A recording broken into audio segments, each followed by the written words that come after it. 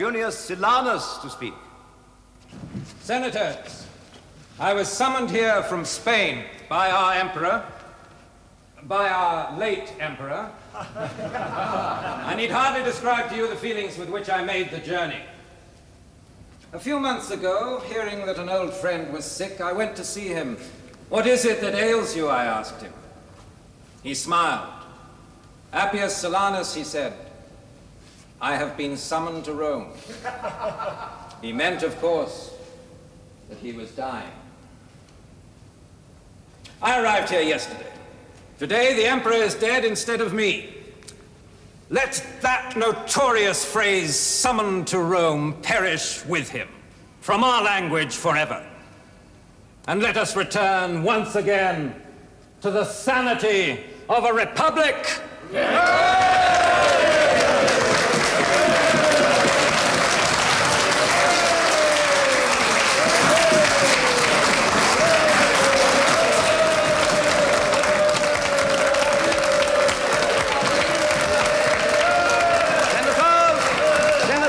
Senators, the Praetorian Guards have carried off Caligula's uncle Claudius and proclaimed him emperor. Did you not hear what I said? The Guards have proclaimed Tiberius Claudius emperor.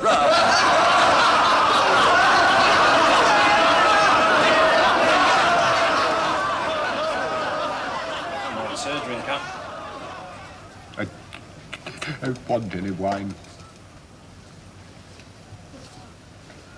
Well, do you mind if I, No. I'm your prisoner, not you mine. Oh, no, you're not our prisoner. You're our emperor. I've told you 1,000 times I don't want to be emperor. You're a funny chap. I'll bet you're the only person in this country who doesn't want to be an emperor.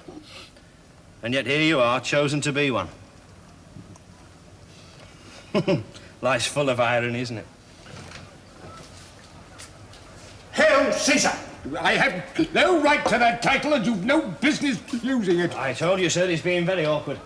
He's been most uncooperative all the way here. Leave us.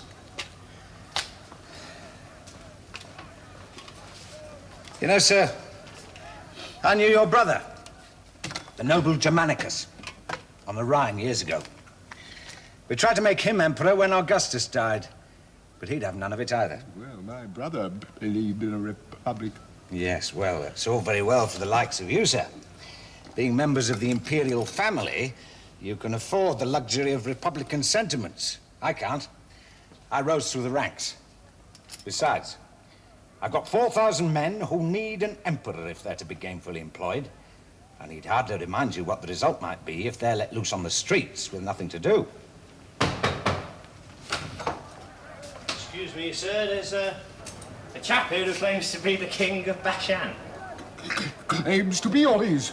Well, I don't know. I didn't know there was a place called Bashan, let alone a king of it. Do you know him, sir? Well, if it's King Herod, of course. Let him in.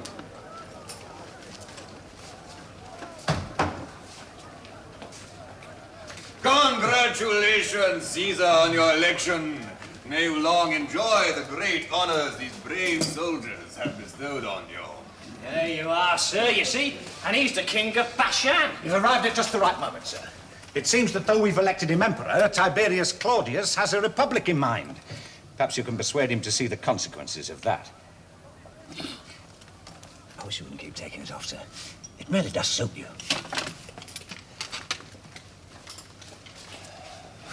What is the matter with you, Herod?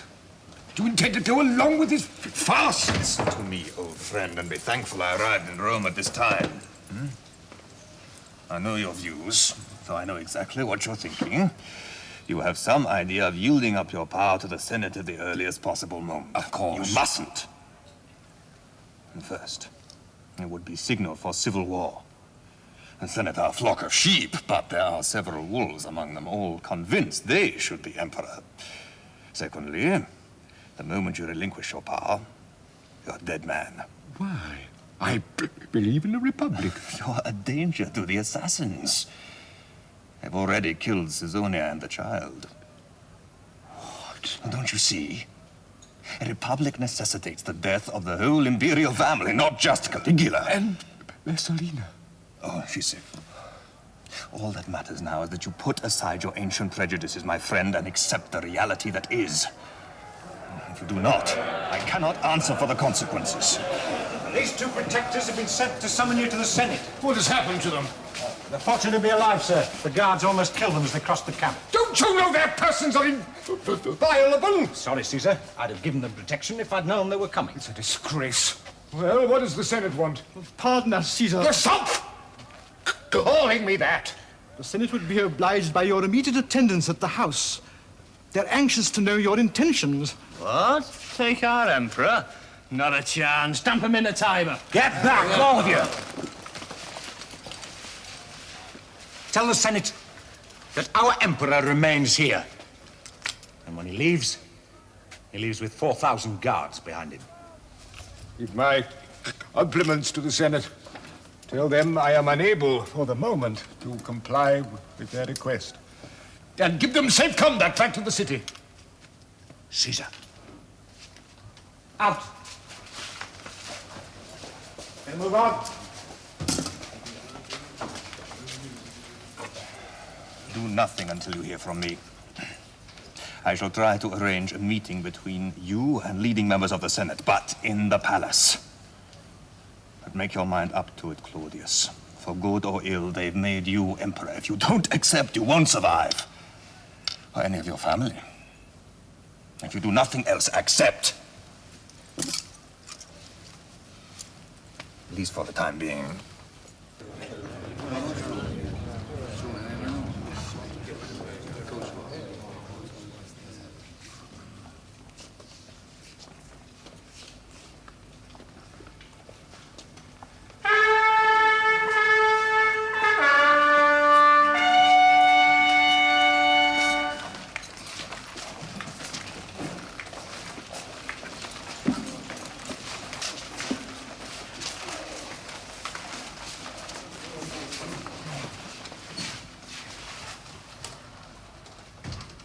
Senators, I understand you do not want another emperor, but it seems you have been given one. I sympathize with you. I do not want to be an emperor, but it seems I have been chosen one. Perhaps you would take a little moment to sympathize with me. Your appointment is unconstitutional. I agree, but there are 4,000 Praetorian guards who do not. And who created that Praetorian guard? You did, in the reign of Augustus. Nevertheless, it is against the Constitution for anyone but the Senate to appoint an emperor. It is also against the Constitution to murder one. And if you hadn't done so, Marcus, we shouldn't be in this absurd position. You're not fit to be emperor. I agree. But Ador was my nephew. Then what difference is there between you? He would not have agreed. And by now, your head would be on that floor for saying so. There are those who say you cannot hear properly. You cannot speak properly, and you've got no experience of government. And that I am, besides, half-witted.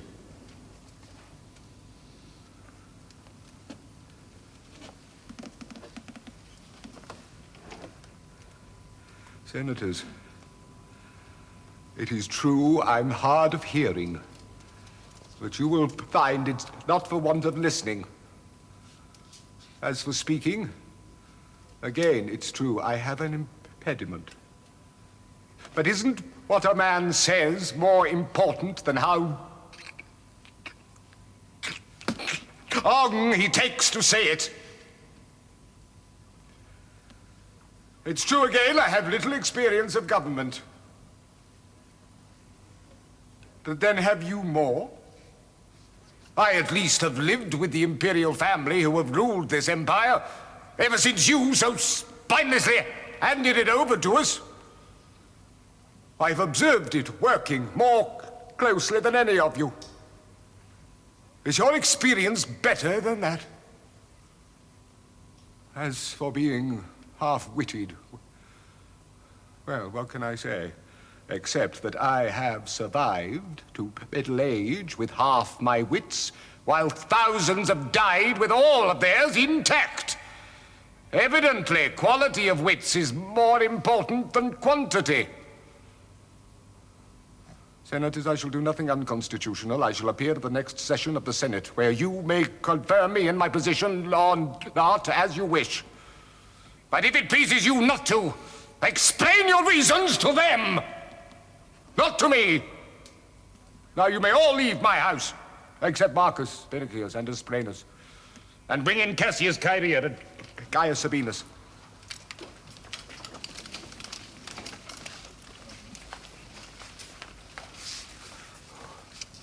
I feel a fraud. You won't when you begin work. There's much to do. Huh? You're doing very well.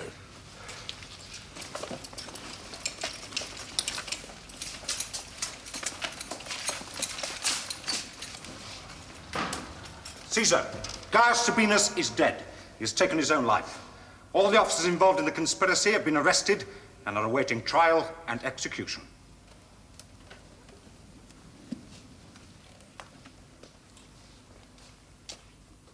I cannot find it in me to condemn you for killing my nephew. But you also murdered the Lady Caesonia and the child, and you meant to murder me and my wife, none of whom had ever done you any harm. I did it for the Republic, and I would do it again. No. You did it more for injuries to yourself than for the Republic. But even that doesn't weigh with me. What weighs with me is what I've heard. That it was agreed among you that only Caligula should die. But that you took it upon yourself to kill us all. Is that true? Why should I deny it, when your very existence here proves that only your death would have ensured the return of the Republic? Then you leave me no choice but to condemn you for the murder of Caesonia and the child. Take him away. Congratulations, Caesar. You've passed your first sentence of death. How many more will you pass before they grow tired of you and pass one on you? Isn't that the way we've set for ourselves? Think about it, Caesar! Think about it! The investigation into this affair is closed.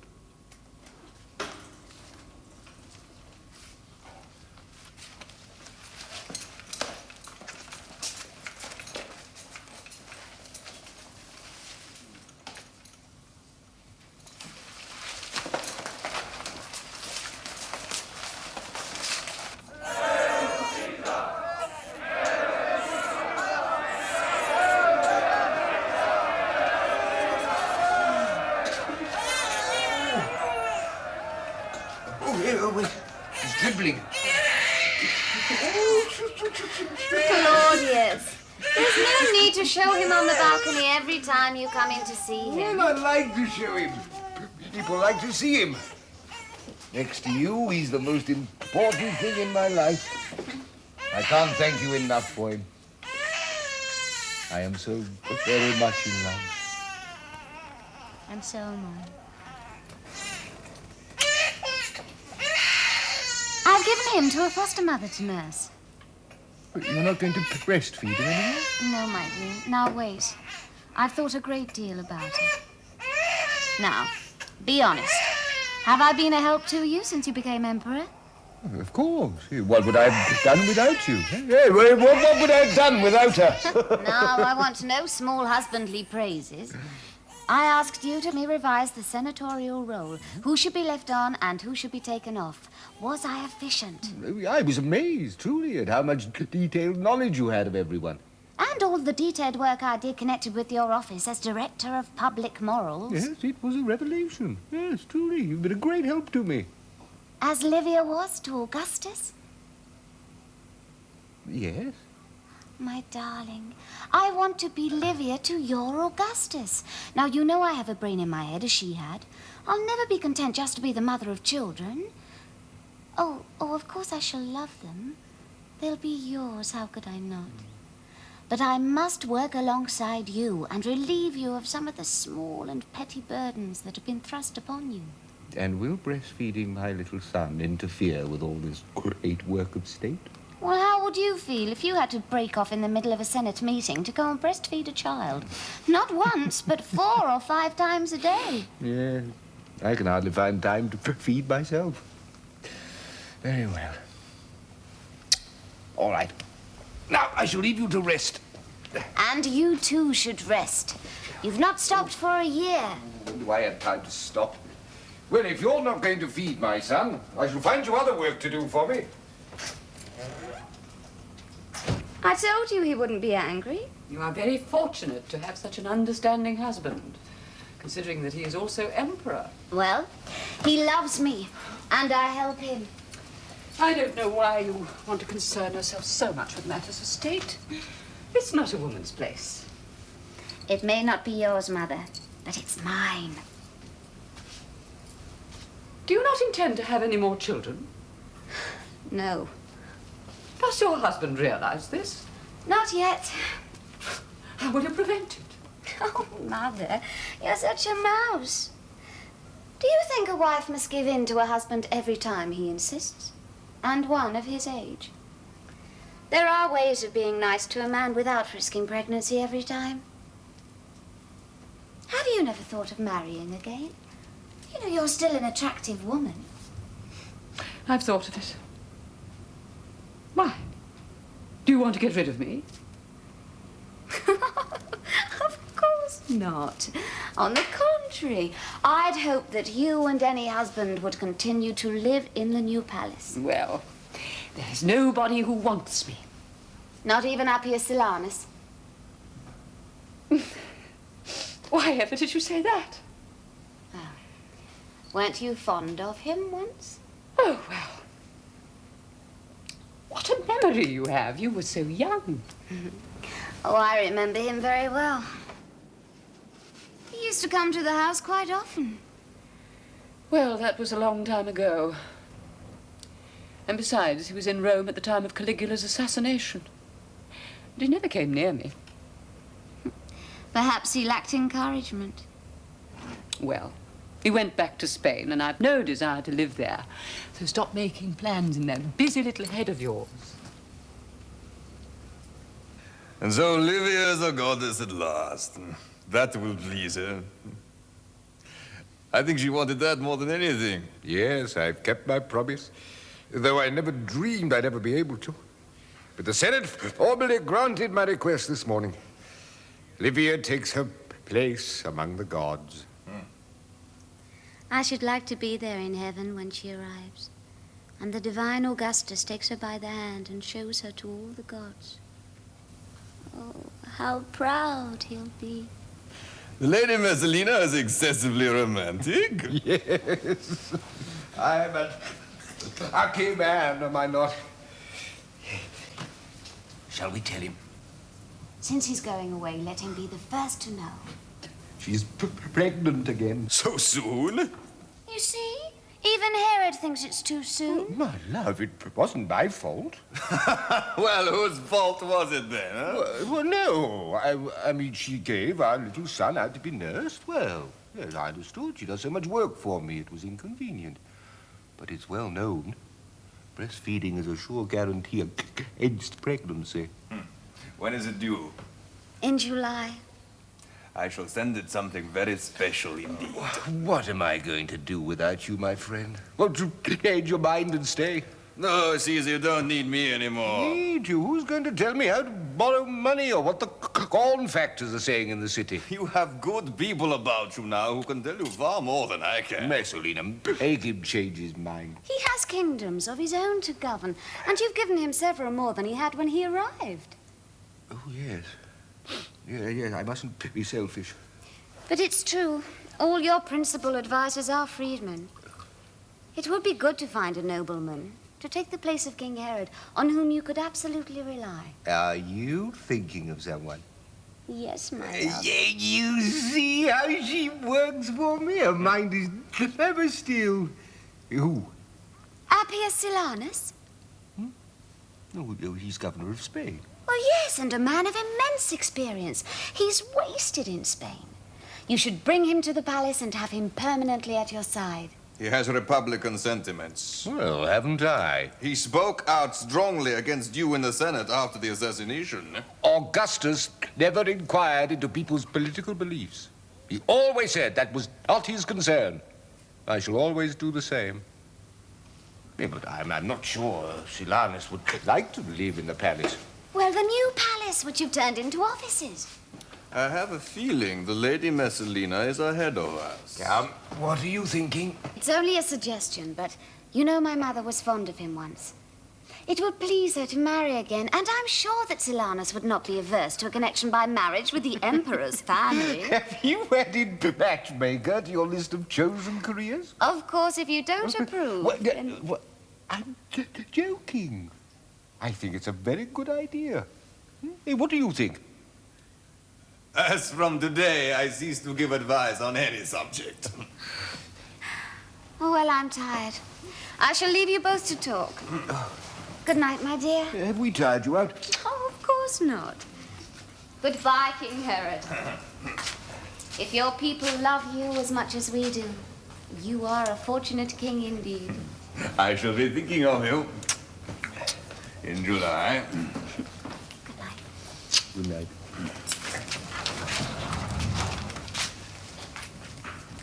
Am I not the most fortunate of men, Herod? Now, why have I deserved such luck? Oh, it's fool's luck, little marmoset. You've always had it and you always will. One day, I'm sure, you'll be an Olympian god when I'm only a dead king. You know, when I first came to Rome, you all seemed like gods to me. Oh, I'm sure I never looked like one. Yes, even you. Do you ever think of those days at all, eh, little marmoset? Yes, lately, I've been thinking about them a good deal. And with a good reason. I'm thinking of writing a book about my family. What sort of book?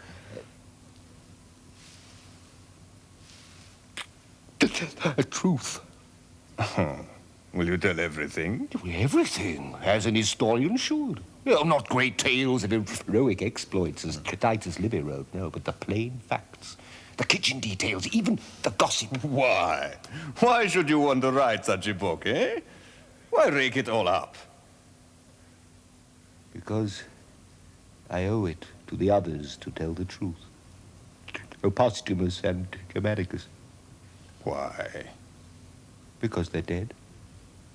And a man should keep faith with his friends, even though they're dead.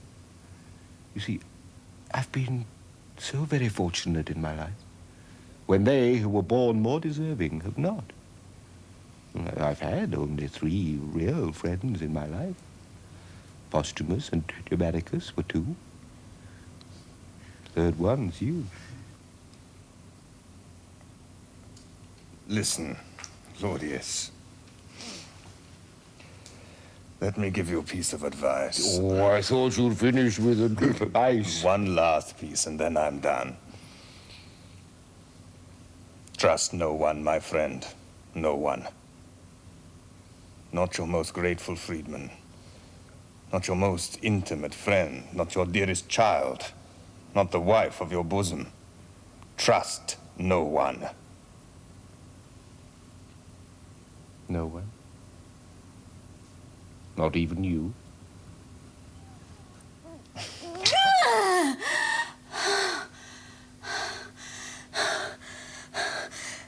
it all right?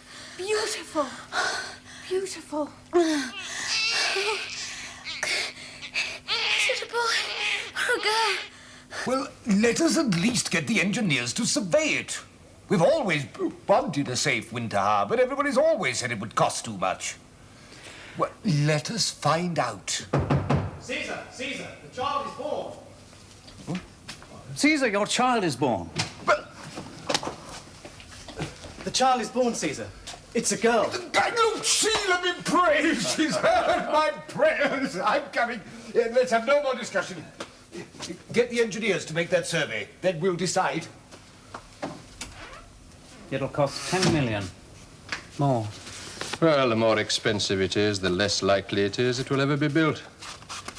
What are you suggesting? That we exaggerate the cost? Well, my dear Narcissus, you have money in corn. I have money in corn. Lots of people have money in corn.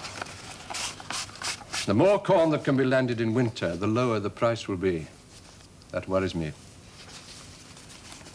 That could be construed as a very selfish point of view. Are you saying there is less selfishness in wanting the price of corn to be low rather than high?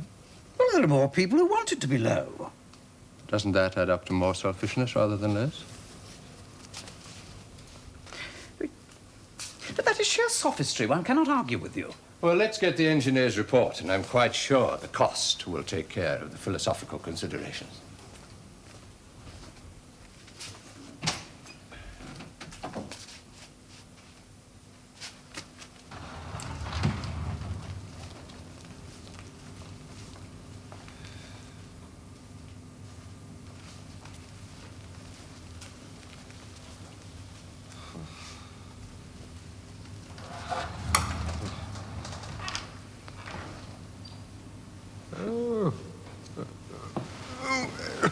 He must have fallen asleep. You're tired. You don't look well. You work too hard. Yes. Yes, but so do you. You're not so young as I am. What does your doctor say? What they all say. I work too many hours, I should work less. Well, they're right. You should leave more things to other people. Yeah, well, I'm going to see another doctor soon. A Greek, recommended by Herod. Oh, do you think that wise? Our own doctors are so clever. Well, I'll see him. What can I lose? How's my little daughter? Cutting her first tooth. The nurse showed it to me today. God. Oh, that's painful. Poor little thing. I think I have the most adorable husband in the world. He feels everything so deeply. You have the most adoring... What did you tell me the other day were the three main pillars of the Temple of Love? Oh, frankness, kindness, and understanding. Why? I want to put them to the test. What have you done? Nothing. But there's something I want to do, and for which I must be frank. And for which I must be kind and understanding. Well, tell me. Could you possibly allow me to sleep in a bedroom of my own for a little while? Oh, don't look like that, or I shall hate myself forever. Oh, I should never have suggested it. But, oh, you not love me anymore? Good, I could understand that. I am so much older than you. Oh, my dear. I love you more than I ever did. Don't you know that? Well, it's because I do that I don't want to risk a third pregnancy in so short a time. Well, don't you see what it could do to our marriage? To our love for one another? My love, I would never force myself upon you. Well, do we have to sleep apart? Couldn't we at least share the same bed? Don't you see how much more it would hurt our marriage if you felt passionate to me in the night and I felt I had to refuse you? And if I did not, well, how remorseful you would feel afterwards. Oh, I've hurt you. I should never have mentioned it. No. How long would you want a separation to last? Oh, not long. Well, let's see how it goes. You know I couldn't keep away from you forever. I shall slip into your room now and then when you least expect it. I think that could be even more fun, don't you? Pardon me, Caesar, but you asked me to let you know the moment the noble Appius Junius Silanus arrived. He is here. Oh, yeah, I'll see him shortly. Oh, no, wait, I'm leaving. Let him come in. Well, he's had a long journey. Yeah, oh, Well, very well, my love. If you think it would be good for our marriage to be apart, for a little while. Yes, women know more about these matters than men. I'll have the servants arrange another bedroom. Oh, well, there's no need for that. Well, since you've agreed that it's a very sensible proposal, let's do it properly and remove all temptation. I'll move into a suite next to my mother in the new palace. Well, after all, my offices are there too. It'll be much more convenient.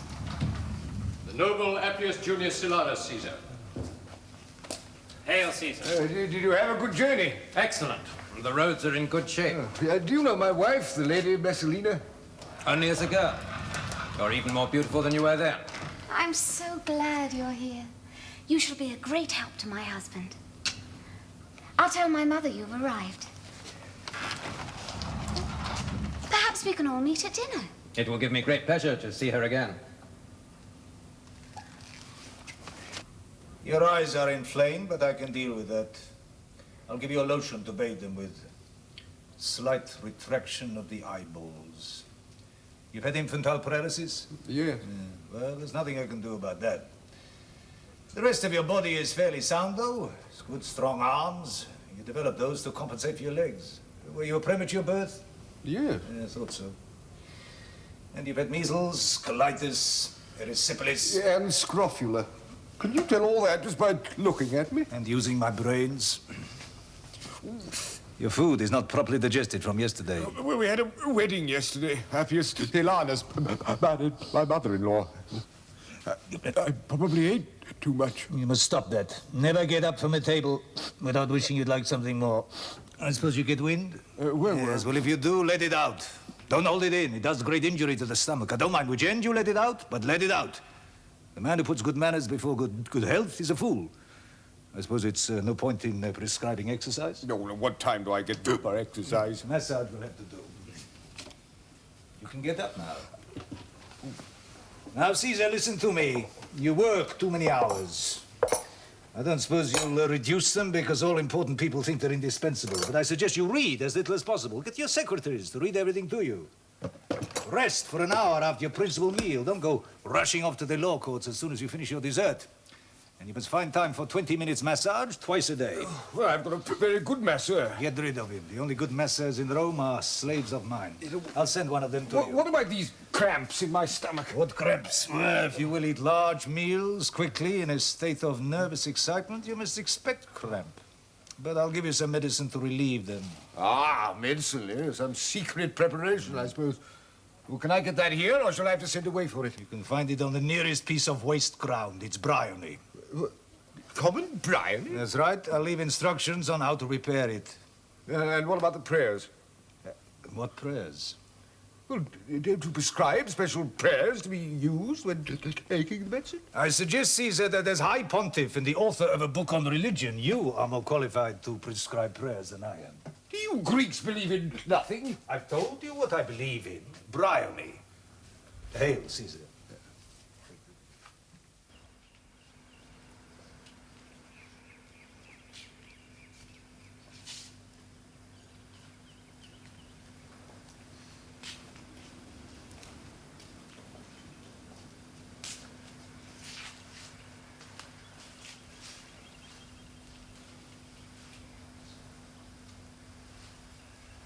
You asked to see me.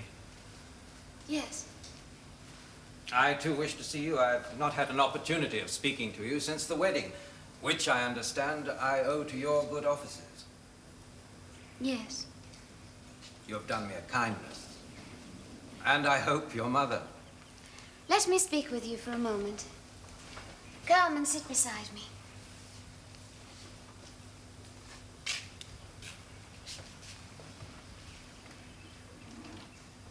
I love you.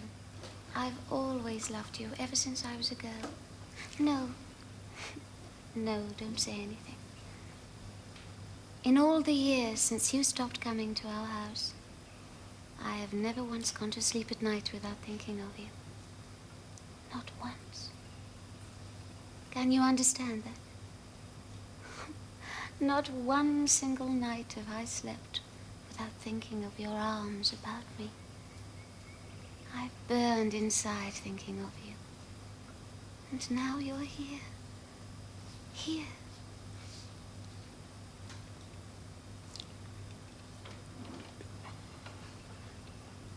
I don't understand. Oh, my darling. I've arranged all this to have you near me. I've dreamed of nothing else. Well, then I must tell you that these are the fantasies of a young girl. They're the sort of dreams we put aside when we grow up. But I have not put them aside, nor will I. Am I to understand that my marriage to your mother, which you brought me here to, that was a farce? It was in order that you and I could sleep together. My mother is not important. And your husband? Claudius? Why? Do you think I'd arranged all this without his consent? Well, why do you think we sleep apart? Those are his arrangements, not mine. Oh, not that I mind. His sexual practices are abhorrent to me. Why has he agreed to your sleeping apart? Because he now wishes to practice them with the wives of several senators. He wants me kept amused while he does so. And he expects you to do it. That's why you're here. Then let him tell me that himself. Oh, you simpleton! Do you think he would tell you himself? He'll deny it, of course he will. You disappoint me. I thought you more sophisticated than to confront a man with an arrangement he is agreeable to but would prefer not to discuss.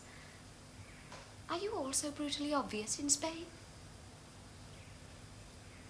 Everything is arranged, my darling. You're right. I am a simpleton.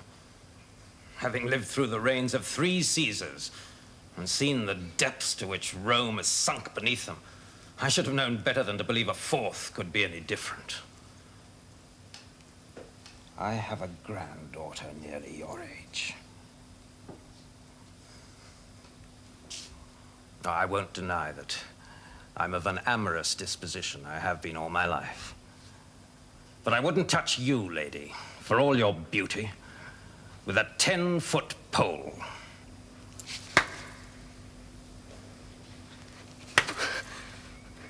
You forget who I am. Not the girl you once teased and joked with, but the Emperor's wife. I have only to raise my voice and tear my clothes for you to be executed on the spot. I give you 1 week to come to me of your own accord and on your knees. If you do not, I shall tell my husband that you refused me. And in refusing his wife, you will have insulted him. He's become very vain, you know. You're wasting your time, lady. I've lived too long to become the bedtime toy of a 17-year-old girl. Your threats are wasted on me. We shall see. Yes, we shall see. And Rome shall see how easy it is to straighten one's back and hold one's head high when the will is there.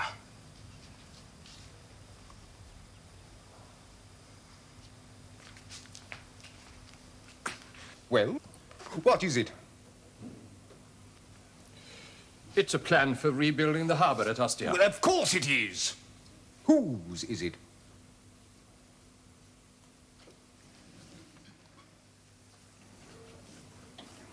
It was made in the time of the divine Julius. Where did you find it, Caesar? In the archives. It's almost identical to the one Claudius has just produced. Here, come and look at it, Silanus. What's the matter with you? Are you ill? No, Caesar. What relevance have these plans to us, Caesar? Well, you'll be interested to learn that the engineers working under the divine Julius estimated this rebuilding would take 4 years and cost 4 billion gold pieces. The estimates presented to me are for 10 years and 15 million gold pieces. Caesar, those estimates are 90 years old. Are there less days in a year now than there were then, or less hours in a day? There's been an increase in the cost of materials since then. The prices have risen by more than a quarter. How then do you explain my chief engineer's estimate? Yeah, I will explain. Everywhere, for instance, you underestimate the amount of earth that 100 men could move in a day. I mean, are men weaker now than they were then? Yet the topography remains unchanged. Yet on the divine Julius plan, they were cutting through earth. In yours, you claim we were cutting through rock. I can't understand it. Let me explain it then. Your surveyors have been taking bribes from the corn factors. Caesar! Shocking, isn't it? I can't think why they should. I can. To keep up the price of corn. Wouldn't you agree, Silanus? Yes, Caesar. Well, Claudius, you will begin work on the basis of these estimates. Revised, of course, for the difference in prices. But even so, Caesar, where's the money to come from? It's not in the purse. We shall get the first $1 million on loan from the corn factors. $1 million? They can't raise that kind of money. Oh, you will be amazed, Pallas, at what they can raise in return for my agreement not to begin an inquiry into allegations of bribing my officials. Yes, now it's very late. You may all go. We'll visit the harbor tomorrow.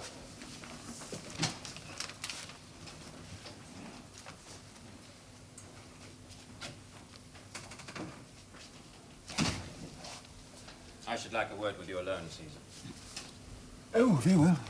Come and look at these plans, Silanus. You didn't take much notice of them. The divine Julius certainly knew what he was about. Yes. They are remarkable. In many ways, much better than the ones Claudius has produced. The only thing they leave out is the building of the island between the two moles. Hey, come and look at this.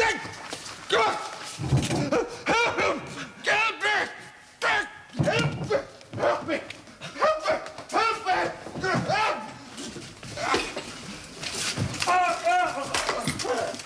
Waste! Waste! Get up! Get up! What happened? Caesar! You're hurt! What? No, I'll fetch the doctor. Why? Silanus tried to kill me. Why? Why? Let me have him, Caesar. He'll talk. Why, Silanus? Why? Tyrant! I don't understand. What harm have I ever done you? I brought you back from Spain. I made you a minister. I connected you by marriage with my family. Yes, to put me in bed with your wife and service her like a bull.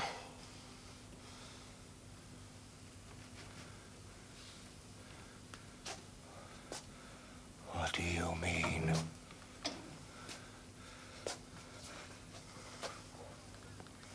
What do you mean? You're all the same. Don't toy with me, Caesar. I'm not a slave. Do what you have to do. I ask you again. What do you mean? You know what I mean. How predictable you emperors are. All your reigns begin and end the same. From vices timidly concealed to vices openly displayed. One follows the other as surely as decay follows death. Fetch the lady Messalina. Fetch her mother. Oh, get it over with, Caesar. We've all seen this play before. Don't make us sit through it to the end. You will explain that calumny on my wife and on her mother. And if you do not or will not to my satisfaction, you will surely die for this attempt on my life. What is it? What's the matter? Appius Silanus has tried to kill the Emperor. Silanus? Oh, but why? Why would he do such a thing? I don't know. I thought perhaps you could tell me.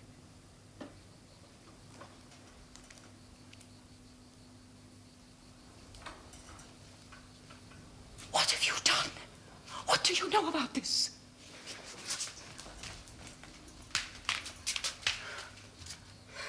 I know nothing. Nothing. Do you think I will plot to kill my own husband? There's no time to discuss it now. You must support everything I say. Do you understand? I will do nothing that will incriminate Silanus. He is my husband. Oh, you fool! Do you think I brought him back from Spain for you? I love him. I've always loved him. You are monstrous!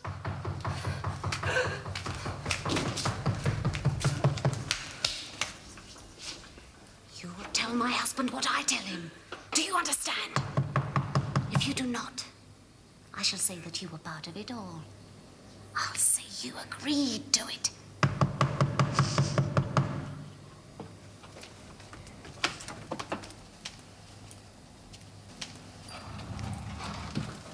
Oh, my dear. Oh, what's happened? Are you all right? Yes, I'm all right. The doctor's... I'm all right. Silanus tried to assassinate me. I'm all right. I want you to look at him. I want you to look into his face. Now, repeat to her what you said to me. Oh, let's finish with this. Get it over. Repeat it. For whom? For her who told me what I told you? Or for you who knew it all to begin with? Repeat it! I told your husband what you told me. That he had arranged my marriage to your mother so that you could become my mistress. That he had done it so that you could be kept amused while he took his own perverted pleasures elsewhere. It was there and then that I decided to kill him, to strike a last blow for Rome, and end this plague of emperors. Well.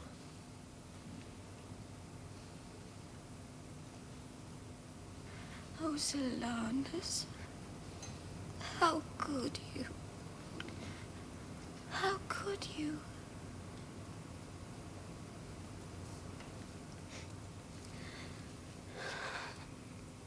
He is sick with love, my dear, for me. I should have told you. I should have come to you at once, but I thought it was a madness that would pass. Apparently, he has loved me ever since I was a little girl. I had no idea. How could I? Since he returned, he has pestered me day and night, sometimes pleading, and sometimes angry and violent. I think perhaps in his mind he does in some way believe what he told you, that I had arranged his marriage for our convenience.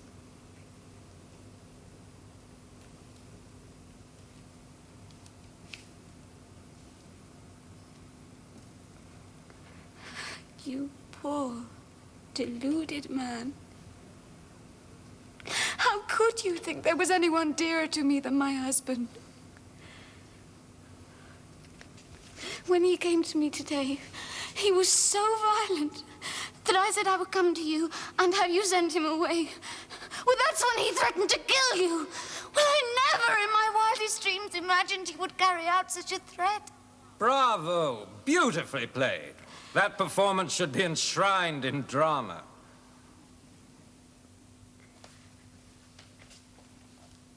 Is this true? Yes. His passion for my daughter has turned his wits.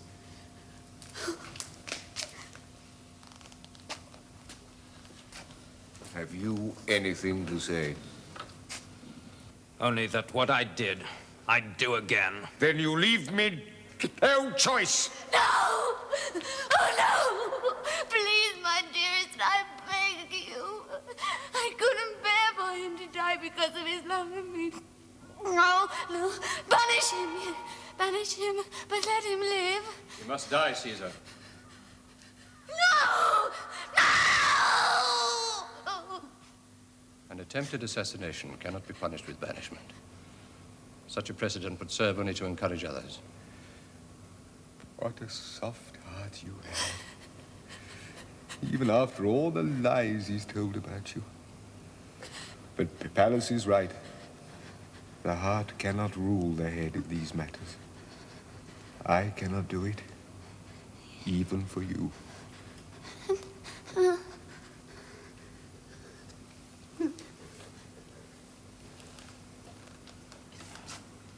I sentence you to die, as you sentenced me.